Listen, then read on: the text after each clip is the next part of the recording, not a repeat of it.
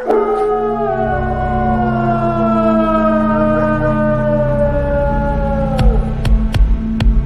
is the American Indians, Indigenous Peoples' Truths.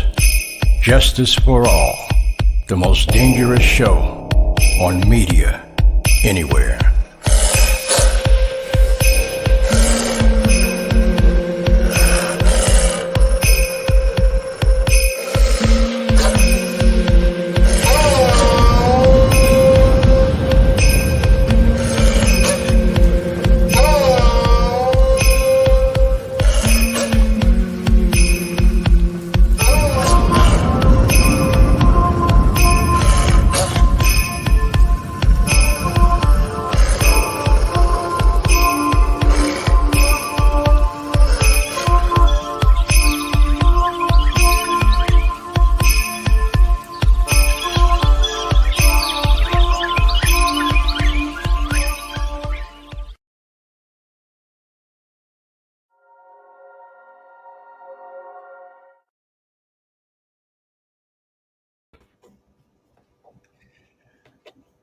Hey, Sandra, how you doing? Jay, happy Wednesday. Welcome to Wednesday. There you go. We have a heck of a show tonight. You know it. And I want everybody to know that this is just part one of the series that we will be doing over the next few months. Everyone, I'm so happy to see you all tonight. Let me start with my opening words.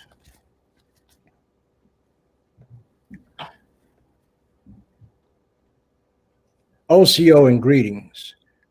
I'm Jay Golawa Yasanoi. I'm Jay Winter Nightwolf, Cherokee, Shoshone, TAINO. The indigenous peoples, as well as Alaska natives, Native Hawaiians of what is now known as the United States of America, have certain rights, especially when it concerns burial grounds and the final resting places of those that have walked on. These rights are protected by federal laws passed by the United States Congress under 25 U.S. Code Chapter 32, Native American Graves Protection and Repatriation Act, otherwise known as NAGPRA. When anyone dig up a Native American grave site or grave, they are in violation of federal law and punishable by federal law. This law supersedes any state, local laws, or anybody else's laws. In other words, if an entity violates the U.S. law, they are in violation of federal law. The Commonwealth of Virginia, and in this case, Prince William County, has violated this law, must be accountable for their actions. Last Sunday, I attended a meeting in the town of Thoroughfare, Virginia, where members of the American Indian Society of Washington, D.C., AIM, the American Indian Movement, attended this meeting because we were all concerned about the disturbance of Native American graves, African American graves, and anybody else that's buried in this particular cemetery. Let me just school you on what the NAGPRA law means. Facilitating respectful return. In 1990, federal law was provided for the repatriation and disposition of certain Native American human remains, funerary objects, sacred objects, and objects of cultural patrimony.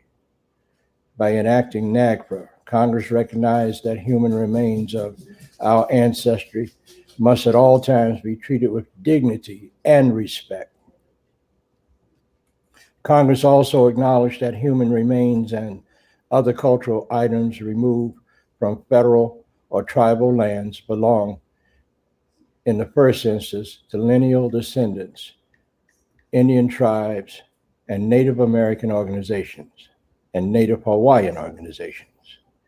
With this law, Congress sought to encourage a continuing dialogue between museums and Indian tribes and Native Hawaiian organizations, and to promote a greater understanding between the groups, while at the same time recognizing the important function museums serve in society by preserving the past.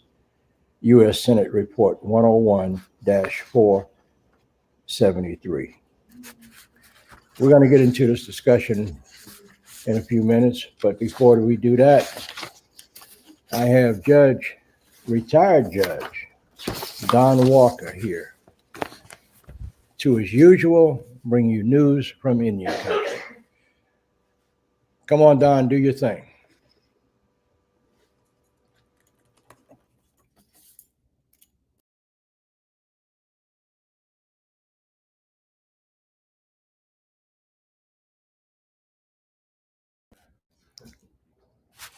Okay, well, before Don does his thing, the news from Indian country, I would like to bring to your attention the loss of a very famous Native American elder 4 days ago.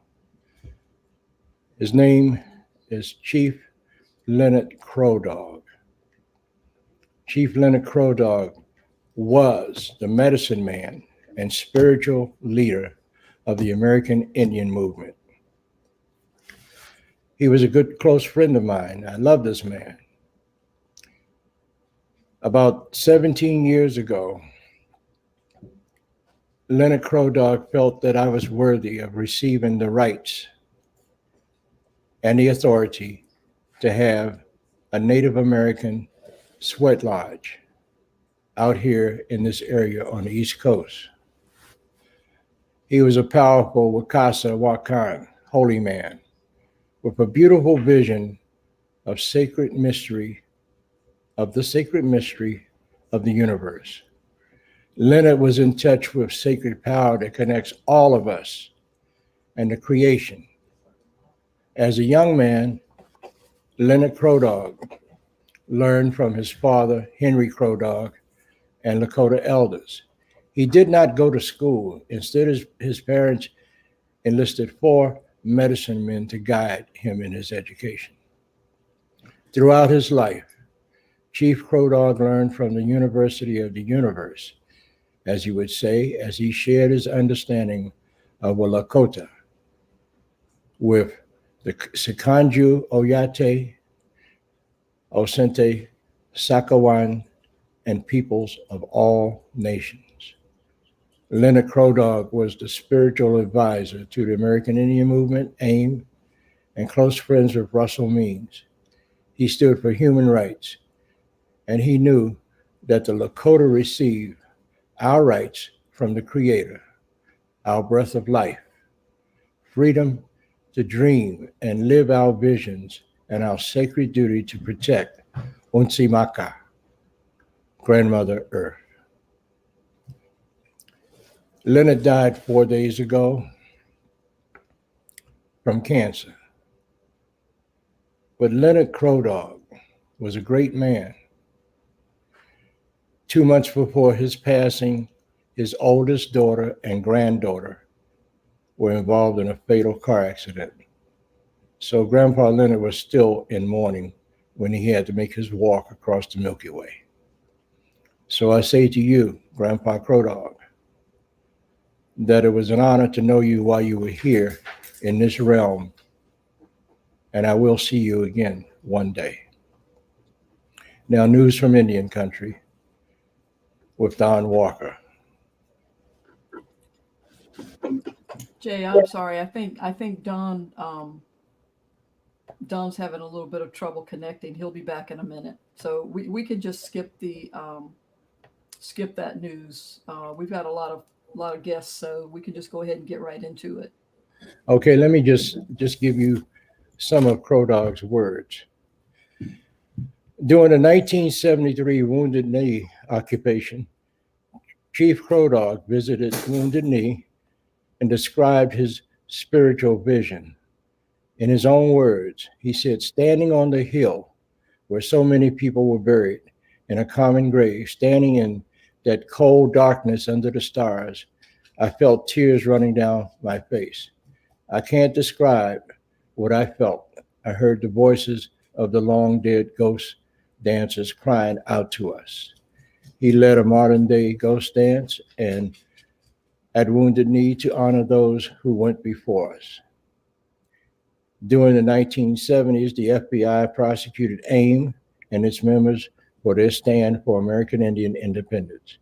Early one morning in September of 1975, FBI agents raided Crow Dog's paradise looking for Leonard Peltier, and they arrested Chief Crow Dog. They gave him a long sentence, but thousands of people from around the world, including the National Council of Churches, sought his release.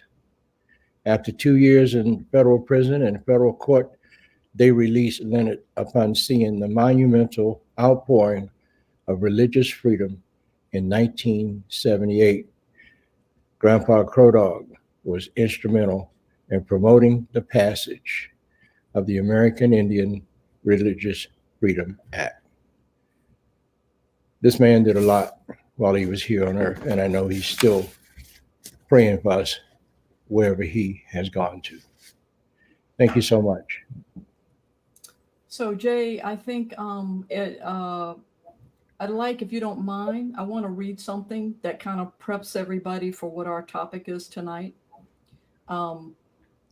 Is that cool? Yeah, it's cool. Okay, thank you. Here. So we're going to bring our guests on in just a minute, but I want to read something that is in a document, a historic site file that is in the Prince William Public Library System in Manassas, Virginia. Mm-hmm. So this was a document about the Thoroughfare Historic District. And Thoroughfare is the district, the community that we're going to talk about tonight. So I want to prep it because a lot of what we're going to talk about is related to what is in this document. So in 2005, there was an architectural survey done of a section of this district in Thoroughfare, and it's about 18 pages. So I'm definitely not going to read all of that, but I just want to read a few lines from it just to set the stage for what our guests are going to kind of fill you in on. Thoroughfare Gap was founded by ex-slaves who were of mixed race, white, African American, and Native American. In 1838 to 1839, the forced exodus known as the Trail of Tears drove most of the Native American population of the southeastern United States across the Mississippi River to Indian lands in Oklahoma. Some Native people fled to Virginia and assimilated into free Black communities. Many other Native Americans became slaves and intermarried with other Black slaves. According to Victoria Price and Marie Primus Bradshaw, who were both descendants of Thoroughfare's founding families, this is exactly what happened in the villages of Thoroughfare Gap and later at Thoroughfare. Primus and Bradshaw were told of their Native American heritage by their relatives. Their Native American ancestors were listed on the 1850 census rolls as mulatto or Black. And we all know this. Many of our relatives, parents, grandparents were listed as mulatto or Black.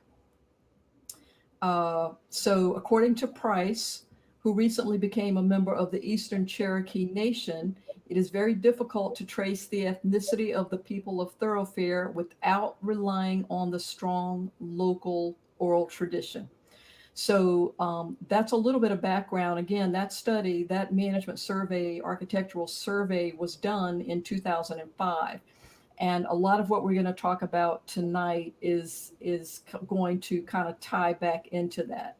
So I think we can bring all of our guests in now. Leslie, if you can help us out with that.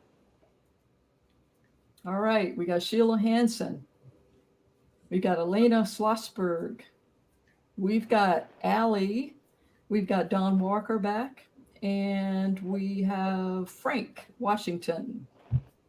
So thank you all for joining us. We really appreciate you being here. Thank you all for being here with us. I must first express to you how happy I was to see everybody this past Sunday in Pastor Washington's church, and I was so moved about the atmosphere there.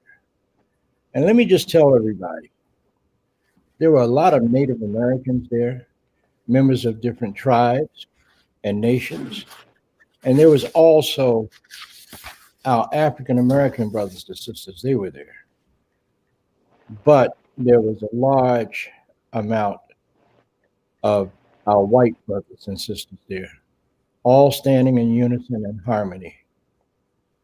And I had an opportunity to talk to some of them after the meeting that was only supposed to last 1 hour, that lasts 5 hours. And I asked them, I said, you all are white. Why are you here for this Black and Native American issue? And my good friend now, ELENA, said to me, because we have lived together in this community as a family, and we love each other. And if anybody does anything to either one of these groups, then everybody will bear arms to protect each other. Am I right, ELENA? Yes, yes. That, I mean, we're all one community. We're all one family. We're all in this together, and we stand up for one another. There you go. So again, let me just thank everybody for receiving me and my folks with the warmness that I received there at that church. Okay, so let's get started with this program tonight. I'm going to start with Frank Washington. Frank, tell us a little bit about who you are, please. I was born and raised in Thoroughfare. My parents were born and raised in Thoroughfare. My great-grandparents were born and raised in Thoroughfare. So this is home. This is our foundation. We've lived and thrived on this land for centuries. So this is my heart. It's a part of me. It's a part of everything that I am, everything that I do. It's a part of every dream I've ever had. It's a part of the very foundation that my life is built on. Okay, thank you so much. SHEILA HANSON, my friend, her and her husband Kirk for many, many years. SHEILA, what nation are you from? I am Shawnee. I lived my life in Winchester. My old people came from Ohio and Pennsylvania, both mother and father's side.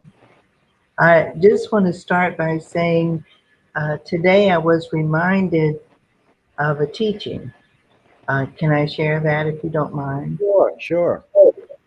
And the teaching says, when we speak our truth, we are laying down a sacred prayer. And then it also says, when we listen, we are given a sacred gift. So this has been a really long, hard struggle. We're still in it. It gets deeper and deeper. The people of Thoroughfare are my relatives, I feel. Mm-hmm. And in our oral history, since the time I was a child, we were told that there were Indian people in Thoroughfare. So happy to be here, and thank you. Thank you so much, SHEILA. Now I see Allie. Tell us a little bit about yourself. Wanishi, brother, thank you so much for having me, and Sandra for inviting me. My name is Allie Hall. I'm a Lenape citizen and the granddaughter of Mary Evangeline Shawnee. And I have to agree with SHEILA. Matter of fact, SHEILA's family and my family, same. We don't see a division. The divisions are not for us. We see humankind. And when our brothers hurt, our sisters cry, we come forth because we're going to dry your tears and we will stand with you. And Sheila, I hate to tell you this, but girl, we might be getting old, but we're going to stand with you until, because you deserve that.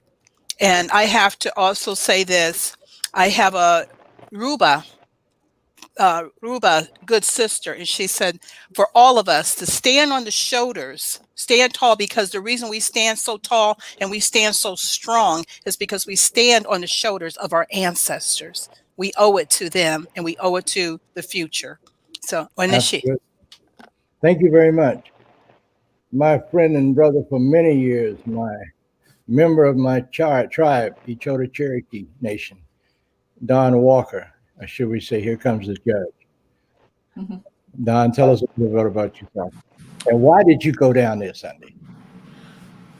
I went down there after you advised me what was going on with the cemetery to show my support there with Pastor Washington, and that it is so fundamentally wrong. It's wrong to the core to dig in a Native American burial ground.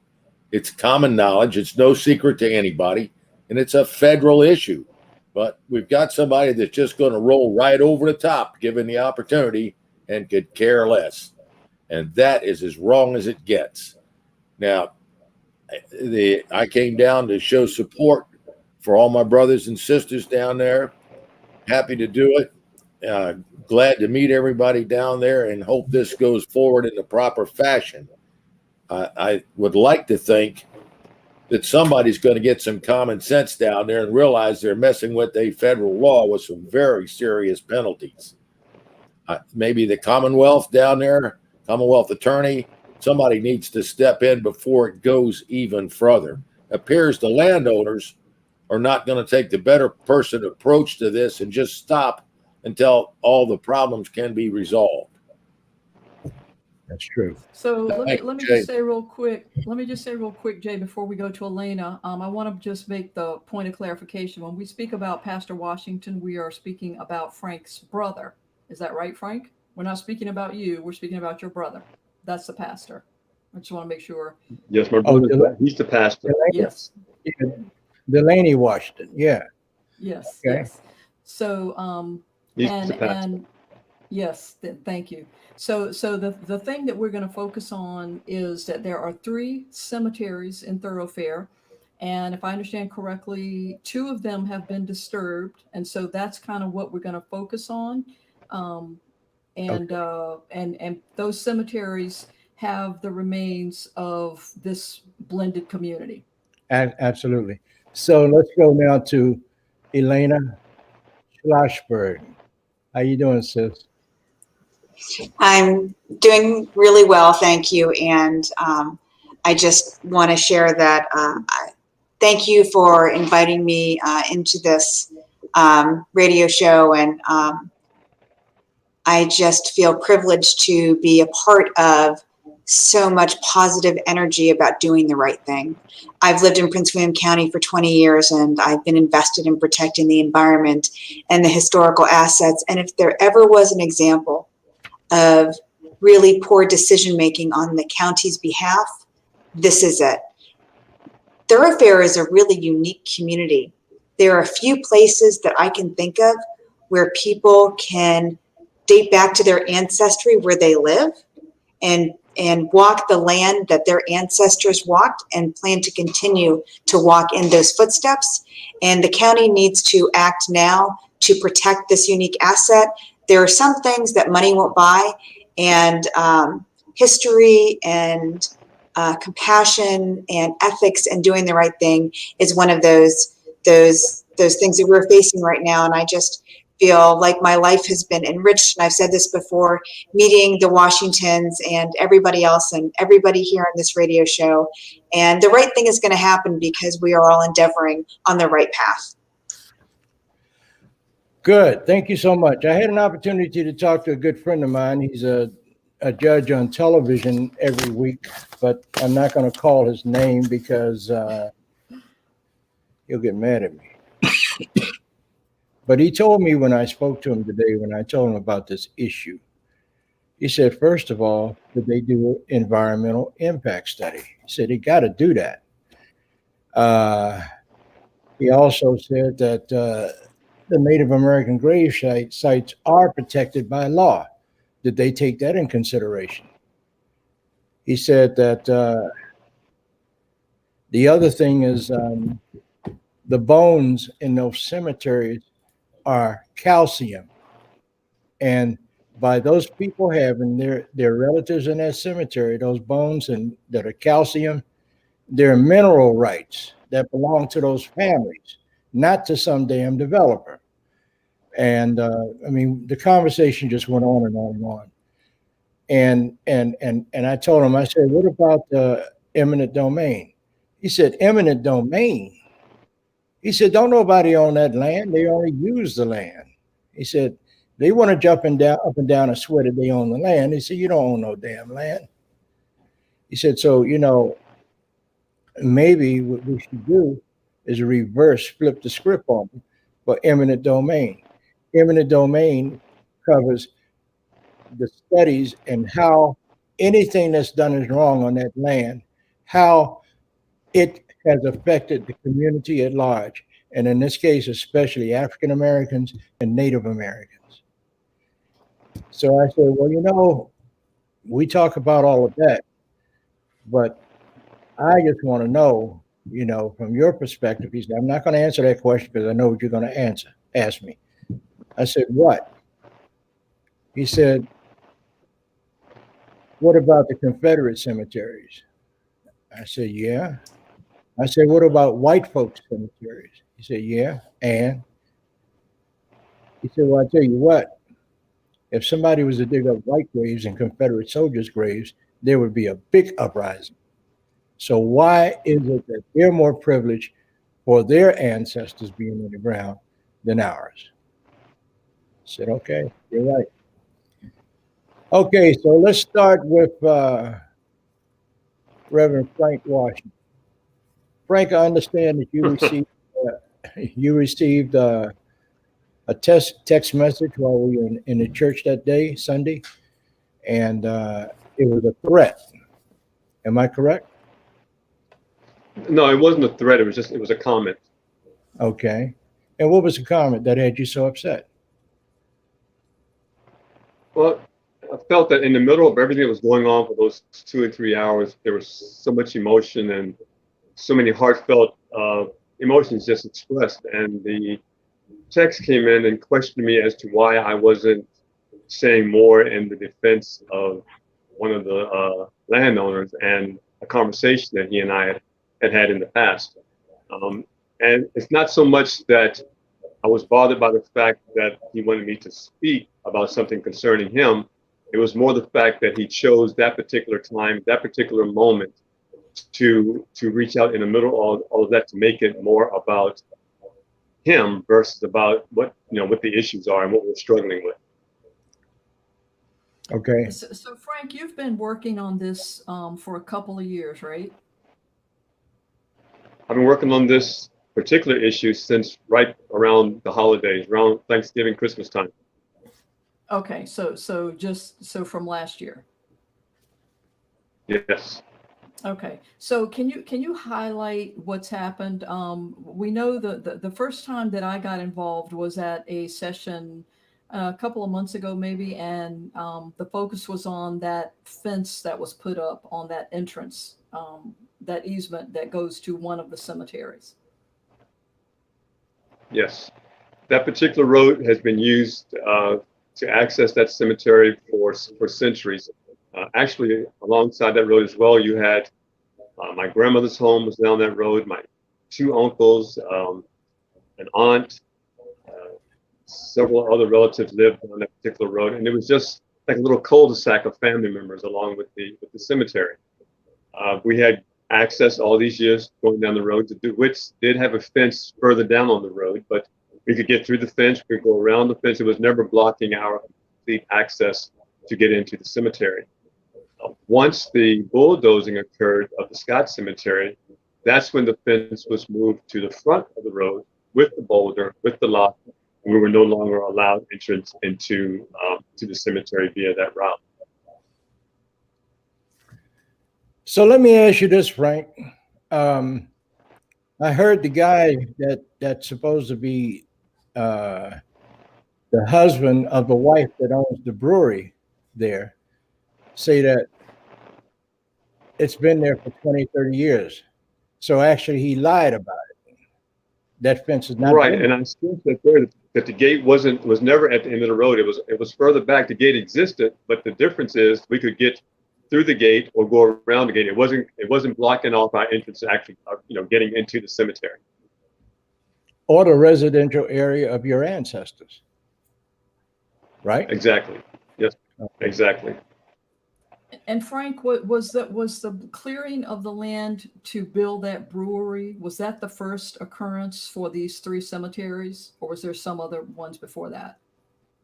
No, the brewery had actually been there for years prior to this, and before that, it was more like an agricultural type place for plants and things of that nature. So they've been in the area for quite a while, and there's never really been an issue. The only issue arose from our standpoint, or my standpoint, is when that desecration happened with the Scott Cemetery. That's when it all began, as far as the brewery is concerned. They initially, for us, we were doing some work on the cemetery that's down at the end of that road, which is called the Potter's Field. It's a community cemetery. Mm-hmm. And my aunt had passed away recently. We were planning on having her funeral at that particular spot. And she wanted to be buried next to her husband, who was also buried in that cemetery. So I went down to begin the cleaning of it, and it was fine. I could get in and out as I chose to. I'll say about a week or two into the actual cleaning and preparing for that, that's when the entrance was completely blocked, and the witch would not return any of my phone calls as to why it was blocked. I spoke to one of their employees. No one could give me any information on why they had suddenly blocked off our entrance. The one phone call I did get a couple of weeks later was from a company called WM Tender. Their representative called me and said that he had heard that we were going to do a possible burial there, and that he actually owned our cemetery, and that he had the right at some point, if he chose to actually remove graves from the cemetery. And if we had buried anyone in there since the 1996, I believe it was, that he could also have the opportunity to possibly file a lawsuit against the church. He said he didn't see that happening, but he just wanted me to know what their options could be. And that was the first time I had ever heard of a WM Tender or this particular representative, his name is Kemper Quaintance, who actually called and made this particular threat of removal. All right, let me ask ELENA something. ELENA, how did it make you feel when you found out that all of this underhanded stuff is being done by the local government, and these folks that just want to make money? How did that? You must be reading my mind, because as I'm listening to Frank talk, I'm thinking about one of the reasons that this is happening.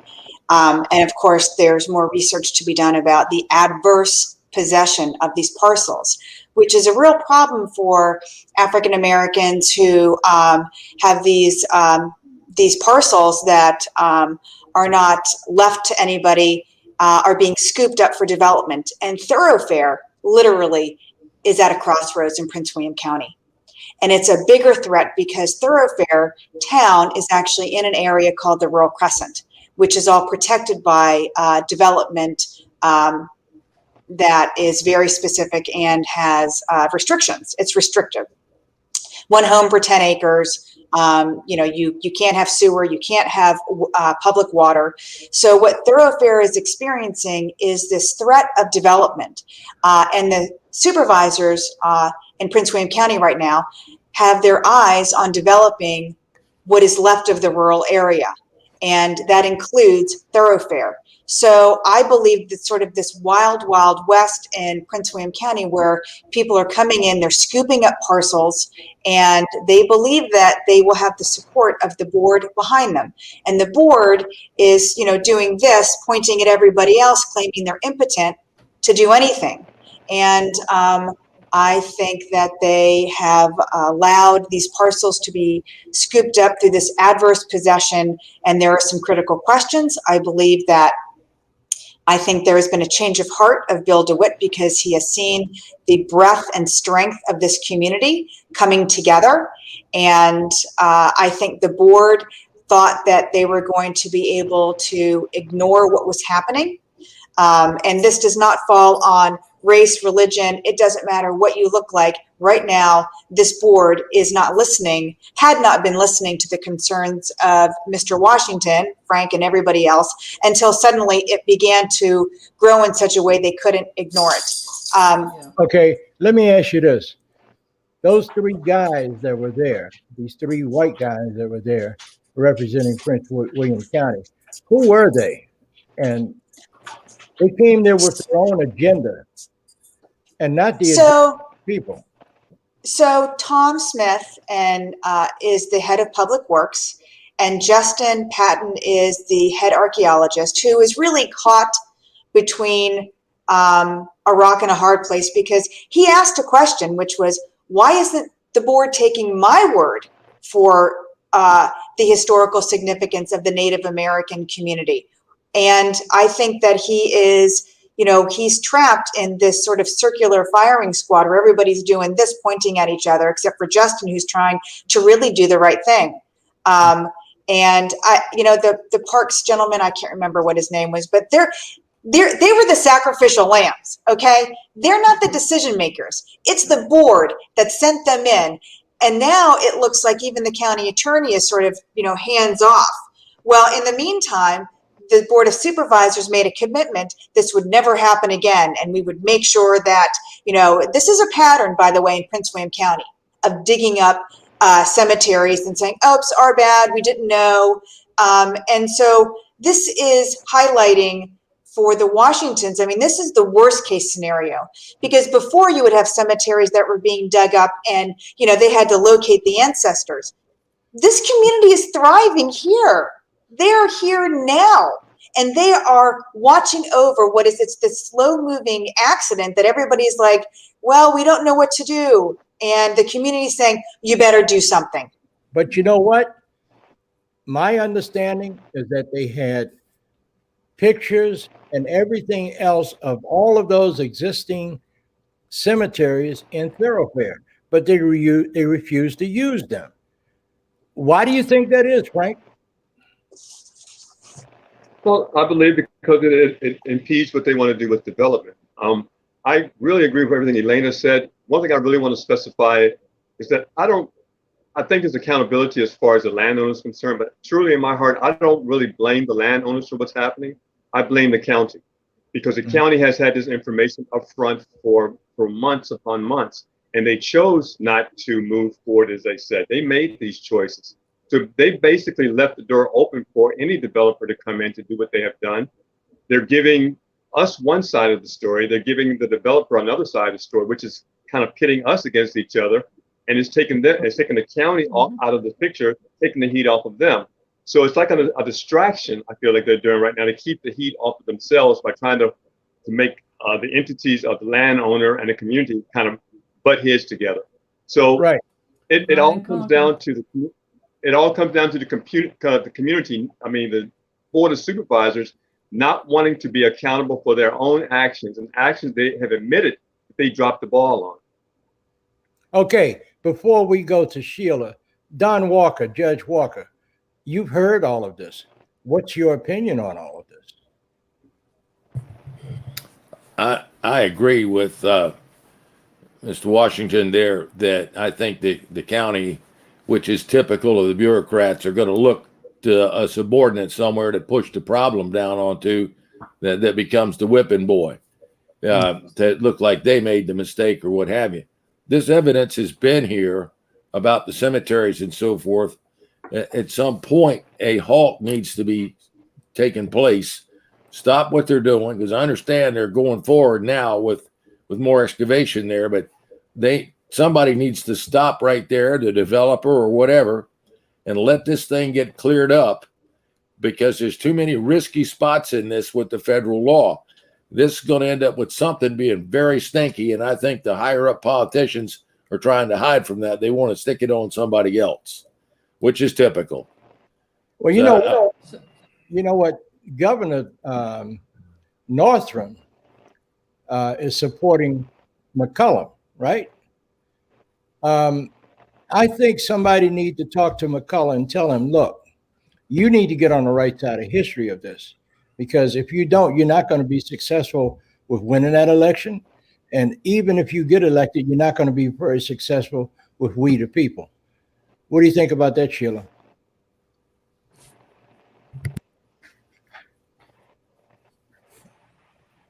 Well, absolutely, Jay. This situation is emotional, it's heartbreaking, but it's also spiritual. You know, we look at the tree removal from the Scott Cemetery and the laying of that ground bare. And in our teachings, when a body goes back to the ground, whatever grows from that ground, be it trees, shrubs, grasses, becomes a part of that body and becomes our ancestors. So with the removal of any of that, they've removed the ancestors of these people. I was there initially at the first media, and we had no idea that the Scott Cemetery had been plowed under at that point.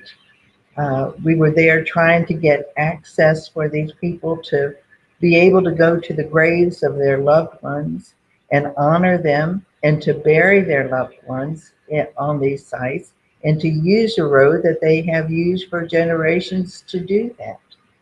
And then we found out that part of that land had been 75 to 100 graves and plowed under. Now, somehow, some way, nobody in Prince William County, even though they had done this study in 2005, Right. and had noted the graves, had noted the gravesite, all of a sudden, they didn't know anything about it. And so the sale of the property to the brewery went through, and the desecration of those graves went through. Selective, And selective memory. Let me go to Allie. I know you're sitting there. You a whole lot of stuff running through your head because I know. Jay, I'm sorry. Do you mind if I wanna tag on to something Sheila said before we go to Allie? Go ahead. If you don't Go mind. ahead. So Sheila, I think you kind of answered the question that was posted by Anita Shiflett. So she's asking about, do the developers actually want to remove the remains, or do they, are they concerned about somebody taking care of them? And I think what you said kind of answers that. As I understand it, the intent is that they're gonna be selectively blind, act like they didn't know they were there, or pretend that they're not there, or ignore them and just dig them up. So they're not literally saying we want to move the bodies in all cases, although that may be some for some of the cemeteries. But I believe the one that's already been plowed over, they just acted like they didn't know about it and they just plowed it over. So about 100 bodies, if I remember correctly, were part of that. Well, let me just answer Miss Anita Joe Shiflett. First of all, you being a Native American, you know what they did when they built Bolin Air Force Base down here on the Potomac River. They plowed up cemeteries, Native American cemeteries, and they put those bones in these 55-gallon drums and some in cardboard boxes, and never allowed those Native people's relatives to repatriate those bones. And you can go down to the National Museum of American History right now in Washington, D.C., and they got bones of our ancestors in cardboard boxes up on shelves. They got them in these 55-gallon drums, and nobody's saying a damn thing about that. No, this is not right. And if we don't stand up for this and stand up for the ancestors of our African-American brothers and sisters and our white brothers and sisters that just happen to be in that area, buried there, then what will we stand up for? We as a people need to stand up and do something about this. There's federal laws in place.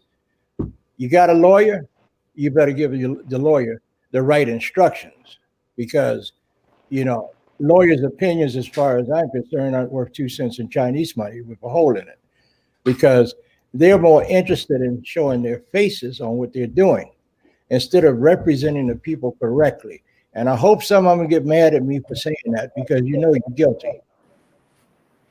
Jay, let me ask you a question here on this. On the Scott Cemetery, they say they've already plowed over that had 75 to 100 bodies in it. What are they going to put on top of the ground there? Why'd they do that? Have they got a structure going there, or a pavilion, or another brewery? Why are they doing it? I think they're going to expand the brewery and make it a sort of like, what do you call it, an amphitheater and some other things that I've heard in the air that they were saying. This is not right. You know,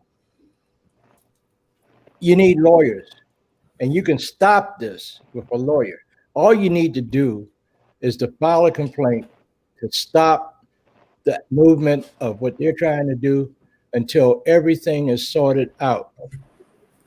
Well, Jay, I'm not so sure that the church should be responsible or its supporters in hiring a lawyer, because in the Commonwealth of Virginia, this becomes a crime against the state. Therefore, the state's attorney or the Commonwealth attorney is the one that should be taking action on this. Now, if he's not doing it, who's pulling his political strings? There you go. There you go. Okay, go ahead. Go ahead, Allie. Go ahead. You know, when Ellen. you first asked that question, when Sheila and I first joined with Frank, the thing that we were told is they were going to build a stage there, but then they changed it. A person who lies, if you let them talk long enough, they'll accidentally tell the truth on themselves. And then they said they were going to grow corn and sunflowers. Well, Sheila and I are country girls. We're farmers. And you're not going to grow anything on that clay. No. Okay. Then I listened to what he said, that we did not disturb the ground. We cut down the trees, and we just merely removed the stumps. Again, I have to have a tractor to remove a stump. That's so you're right. listening to the, I guess, the proliferation of just constant lies. And when you get to the point where you no longer even know the truth, that's when you have to step back. And what the judge was saying with judge, I like that. What he was saying is that this is beyond our pay grade. This is now federal. And that's what we really have to concentrate on, is how do we get the federal people to come in here and take this over? Because this is a desolation. Mm-hmm. But in the meantime, you can get a lawyer to file an injunction to stop work on this so that, you know, they can sort it out. But as long as an injunction isn't put in place, then they're going to do what the hell they want to do. But the other day, weren't they supposed to, when we were at church, didn't they say that, okay, everything was supposed to stop? Yes. Another lie. But I have it recorded. So, you know. Another lie. Yeah. Elena, I saw you over there shaking your head, and, you know, what do you want to say? Well, I went back to a May 18th meeting when the board finally realized that they were going to have to address the concerns of Frank and the broader community in this coalition that he had put together. So I wanted to read first what the chair, Wheeler, said. I think the fear is that, and this is May 18th, as they realized they were going to have to deal with what was a growing blight on their desire to develop in the rural area. They realized it was not going to go away. I think the fear is that the person will go and start disturbing the land that they bought next to the Allen Fletcher Cemetery. What can they do without getting a permit? Well, Frank, would you like to share what they can do without getting a county permit? Although they didn't get one from the Department of Historical Resources. So on May 18th, Ann Wheeler is talking about the fear of what could happen near the Allen Fletcher Cemetery. And I want to point out that one of the things that Frank highlighted on Sunday was, without the county putting in a stay, that as you know, we're all wringing our hands and they're, you know, what are we going to do?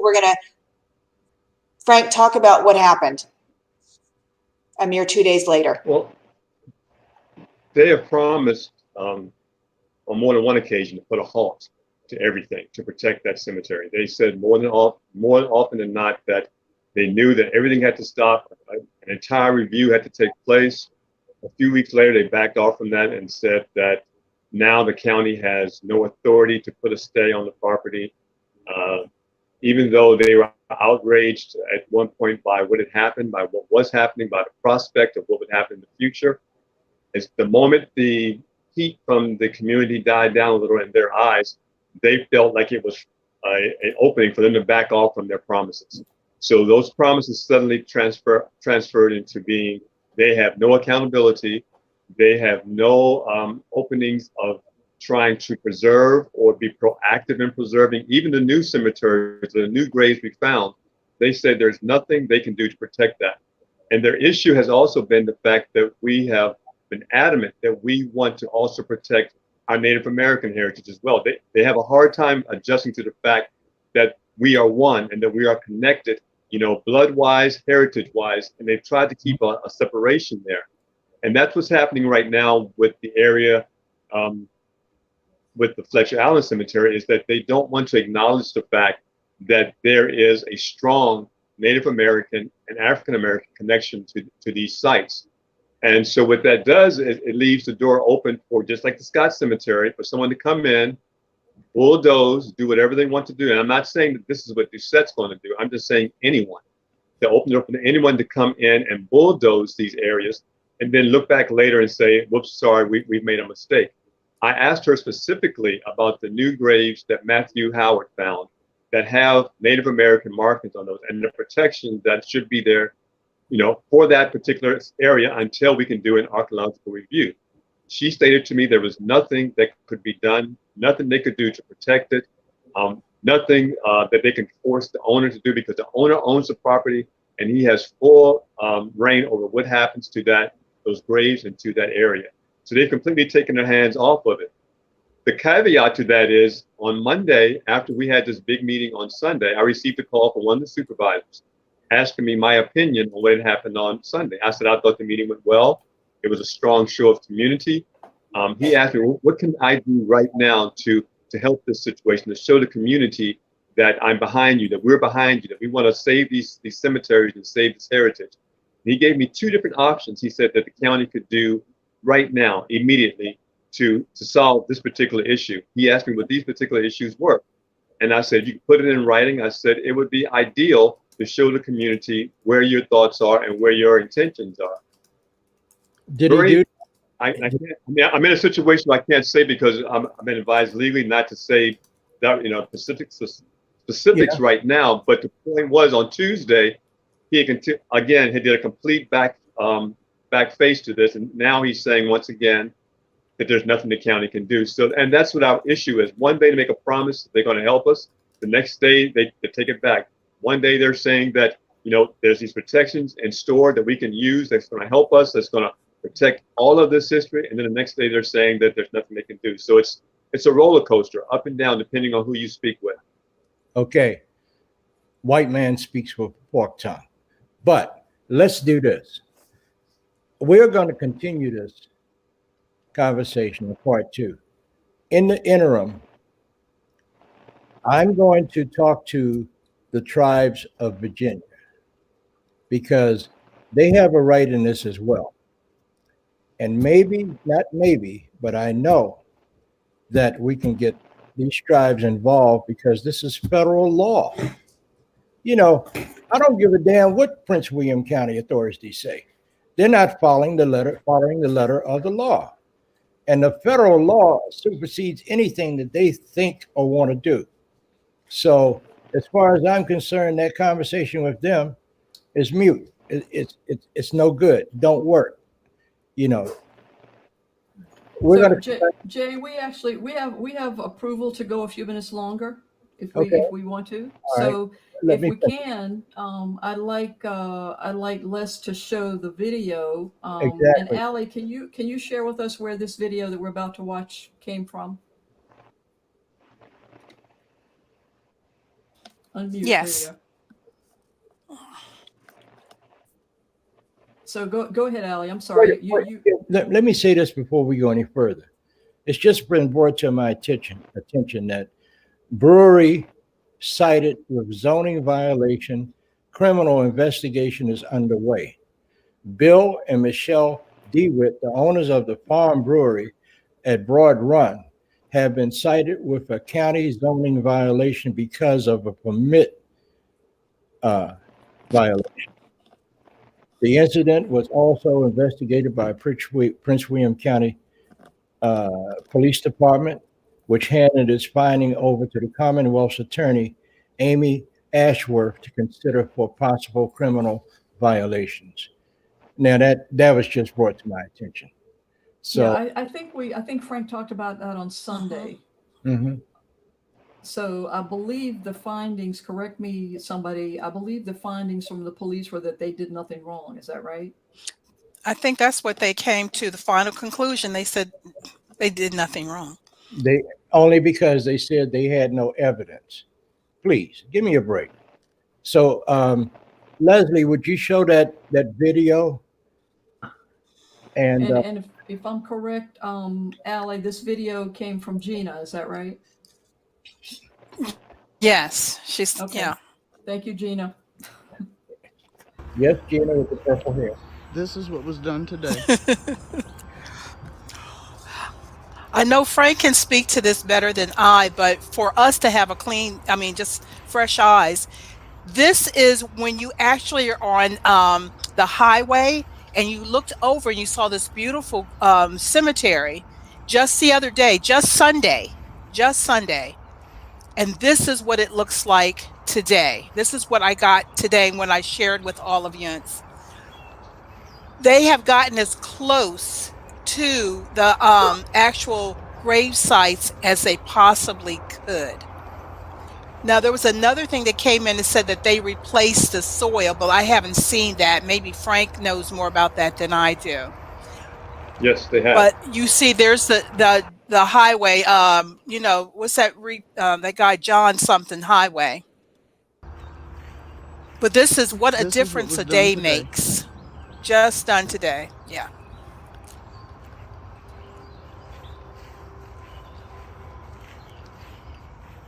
So Frank, you talked about this. They actually put this back. Is that right? Yes, they've replaced all the dirt, and they said they were going to do that.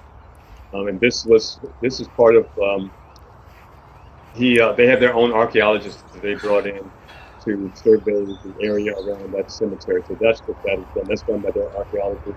Justin Patton was there as well. Justin confirmed that they followed whatever guidelines they need to do as far as the depth of what the ground they removed. So they were within whatever the guidelines Justin said. We had no idea this was going to take place. I received an apology from Rebecca Horner saying that she should have notified us, the community, that this was going to be taking place, which is what Justin had done on Sunday. He tried to prepare us for what the work may look like on the Scott Cemetery so that the community wouldn't be alarmed.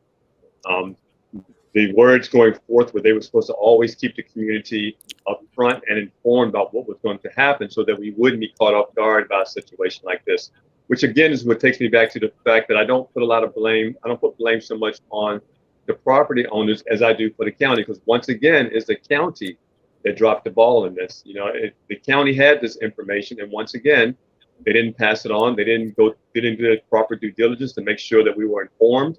And they haven't really done their proper diligence to make sure that it's done in the proper way. And again, it all falls back on them. And I think not only do the community suffers, but to be honest, which is how I was raised to be, I believe the landowners in some way suffer as well, because they're caught in the same venom of this county that we're caught into, you know, everyone trying to pass the buck. You know, isn't that how they always do things? It's always after the fact. Well, we forgot, or we didn't remember to let you know that we were going to do it. And that does not look like a scientific dig to me. Yeah. And No, actually, because I believe Sunday that Matt's wife, what's her name, Sheila? So she is a soil engineer, explained what they should do and why they should do it. Mm-hmm. You know, and that is the antithesis of what she said they needed to do. and they were at a loss. They didn't even know that this existed. So you can't, I mean, and I know that Frank is saying that, you know, the landowners are caught between a rock and a hard spot, but it's their reaction to the thing. They're not humble about it. No, They're pretty venomous about it. very So I can arrogant. understand that they're upset, but still, once you find out something was, you had done someone wrong, humble yourself and see what you can do to work it out. You don't attack people. Very Jake, arrogant attitude. Jay, can I get in on this a little bit here? Oh, go right ahead. From what we see in the pictures there, that is clearly what you normally see when somebody's removing sod and topsoil in order to get down below that, as you cannot build on either the sod or the topsoil effectively, especially the sod. But it clearly looks like that, and it looks like where you're going to add a road by its depth, you know, considering they'd probably put in either gravel or asphalt millings or something like that, but it's clearly that. And that's what you would see if you were going to build a road. Right there. You look at the width of it, the way it's cut, and its depth. Exactly. Exactly. And one thing I'd like to point out, if I could please, at the very start of this video, on Sunday, they went into detail about when you remove that first 6 inches or whatever, you look for what they call a vault or a cavity, where if you look at this now coming around, you'll see the different color right here. See, the earth changes color, and you can see that it's in a rectangle shape. That is graves. They told us that on Sunday.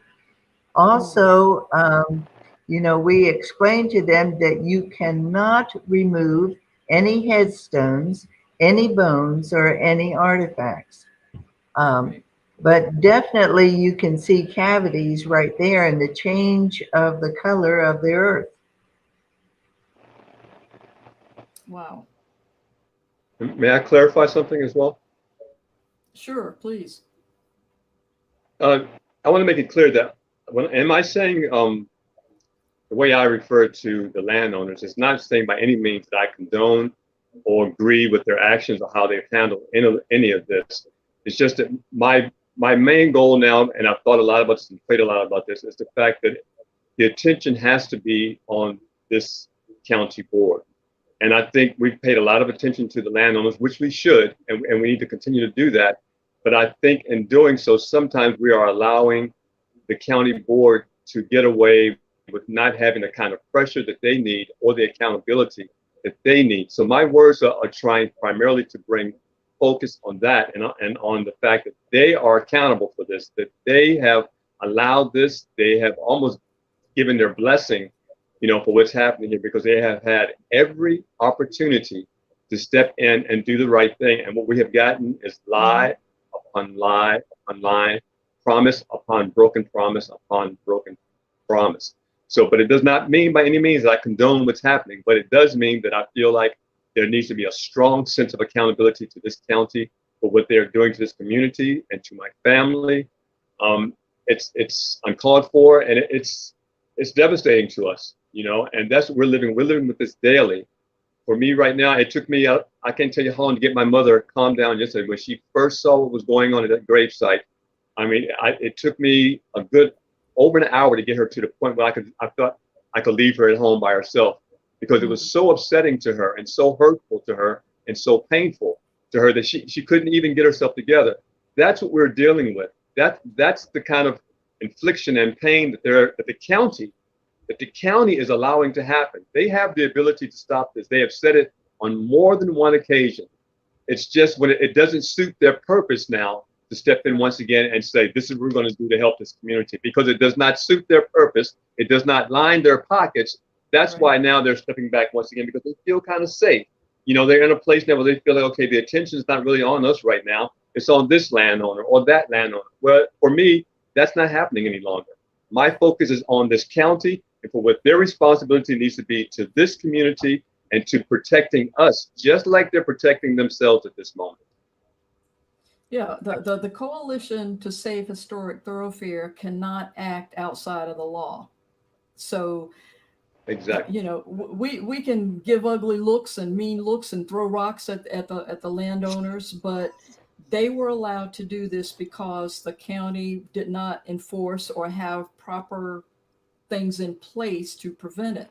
And they've allowed it probably because nobody made a big stink. So, you know, we have come together, we've all come together to make a big stink. And as somebody who was at the meeting on Sunday from AIM noted, from the American Indian Movement, we will not let this stand. And the only way we can fight it is to continue to make a big stink about it and to stand in unity, all of us, as we are doing. So the Coalition to Save Historic Thoroughfare, you know, I can't say enough great things about them. I don't know particularly how SHEILA was made aware of this. And then SHEILA, of course, brought Allie in as far as, you know, having the Native American representation.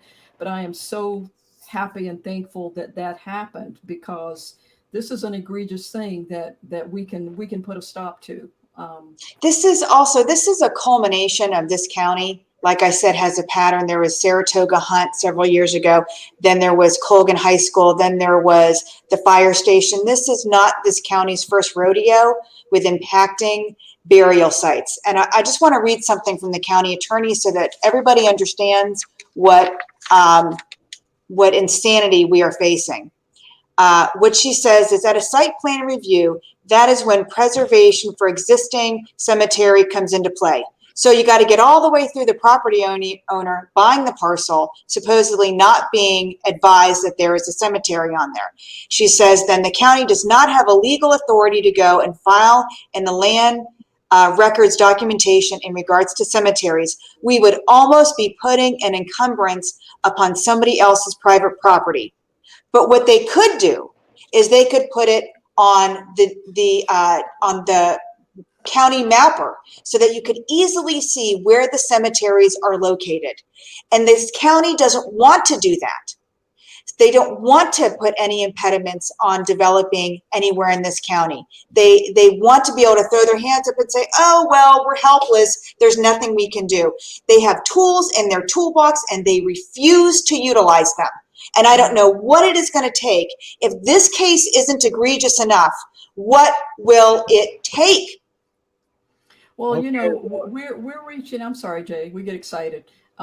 We are reaching out to press. I spoke with someone today at American University, and they're going to connect me with somebody from their anthropology department who is focused on NAGPRA.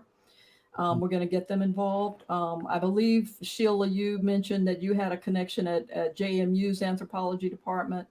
And Jay, I think you're going to reach out to Associated Press. Is that right? Associated Press and several other organizations that are viable organizations. So can I please say this now?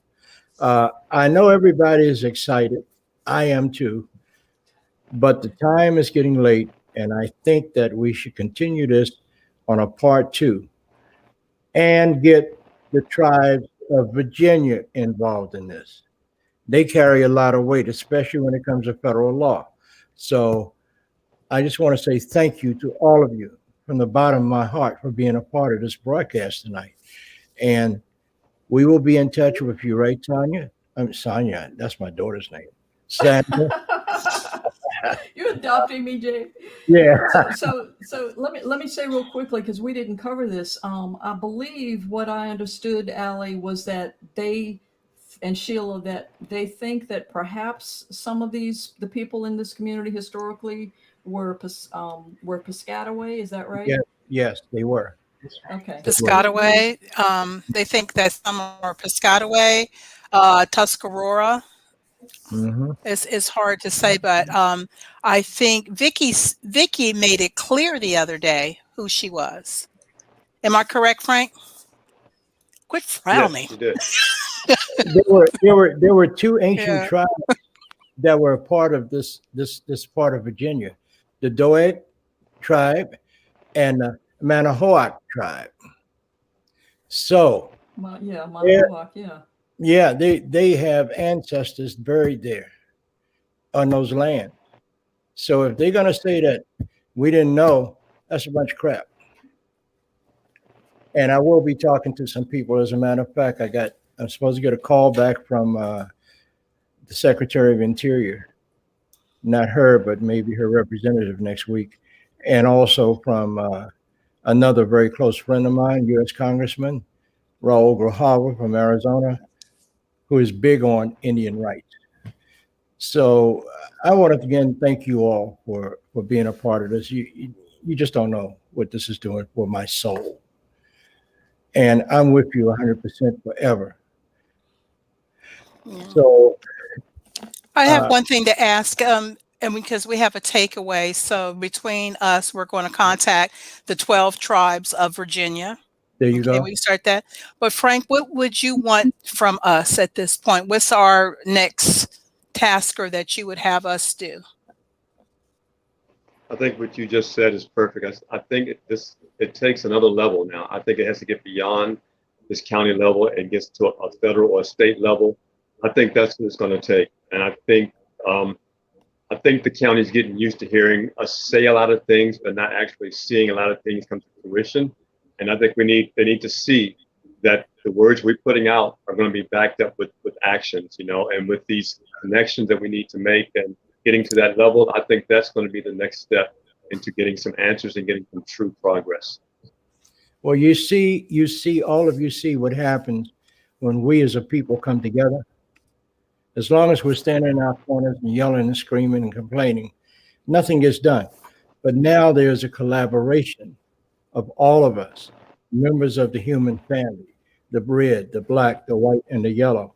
Well, now we've learned that we can come together and we can work together and we can talk to each other and make something happen. So let me do this. Let me go around the table. Ali, you had your final words. Frank, your final words for this episode. Final thoughts, Frank? Yes, my final word is I want to just thank everyone for their support. Thank everyone for the community. I mean, I feel like my family has grown tremendously through the support of this community, surrounding communities, race, color, nationalities, religion. We feel so supported and so loved that so many people have come together to save this community as a whole. It's not about any one property. It's about the community as a whole and the history that exists here. And as ELENA has said so many times before, it's our history. It's a collective history.